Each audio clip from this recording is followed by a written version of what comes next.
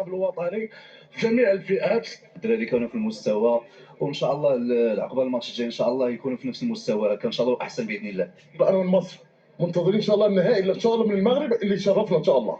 احنا تونسيه جيت نشجع فيهم، ما حلاه الماتش، كانوا قوي برشا وكانوا هما ما حلاهم ان شاء الله مبروك عليهم. الماتش كان واعر بزاف ولعبوا الدراري الله يعطيهم الصحه.